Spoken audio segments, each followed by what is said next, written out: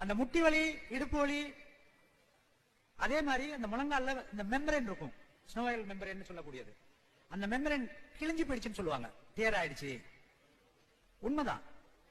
இது எல்லாத்துக்கும் மருந்து.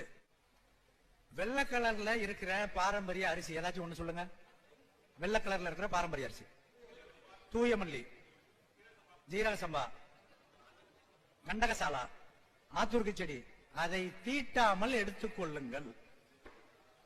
சும்மா கொஞ்சம் இருந்தா போதும்.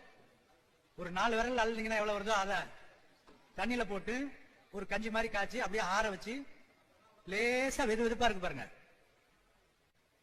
லேசா வெது வெதுப்பா இருக்கிறப்ப அந்த தண்ணியில புளியங்கொட்டை இருக்குல்ல, புளியங்கொட்டையை எடுத்து சட்டியில போட்டு வறுத்து நல்லா ஓட தட்டி எடுத்துட்டீங்கன்னா உள்ள அந்த பருப்பு இருக்கு இல்லையா, ஒயிட் கலர் பருப்பு இருக்கு இல்லையா, அந்த பருப்பை பவுடர் ஆக்கி ஒரு டப்பால வச்சுக்கோங்க. மஞ்சள் எடுத்துக்கொள்ளுங்கள். புளியங்கொட்டையை உரிச்சு வறுத்து அந்த தோலை நீக்கணும். டப்பால பவுடரா வச்சிருக்கீங்க. மஞ்சள் கிழங்கு வச்சிருக்கீங்க. மஞ்சள் கிழங்க பசுமையா பச்சையா இருந்துச்சுன்னா அரைச்சிக்குங்க. காஞ்சிருச்சுன்னா அதை பவுடரா எடுத்துக்கங்க. 1 ஸ்பூன் 1.5 ஸ்பூன் புளியங்கொட்டை தூள். கிழங்கு அடிச்சீங்கல்ல அதுல 1 ஸ்பூன். 1 ஸ்பூன் பெரிய ஸ்பூன்ல, அஞ்சல்பட்டியில 1 ஸ்பூன் இருக்குல்ல அந்த ஸ்பூன்.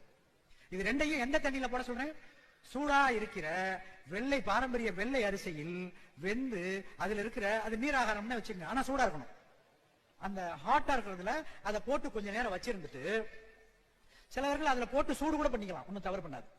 அந்த தண்ணியை வடிகட்டியோ வடிகட்டாமலோ தினசரி குடிச்சீங்கன்னா ஒரு 30 நாள்லயே உங்களது அந்த முட்டி வலி, அந்த ஆரியன் சொல்றது, ஆர்த்ரைட்டிஸ் சொல்றது, ஆஸ்டியோபோரியாசிஸ் சொல்லக்கூடியது, இது சார்ந்த முட்டி வலி எல்லாத்துக்குமே அதுல தீர்வு இருக்கு.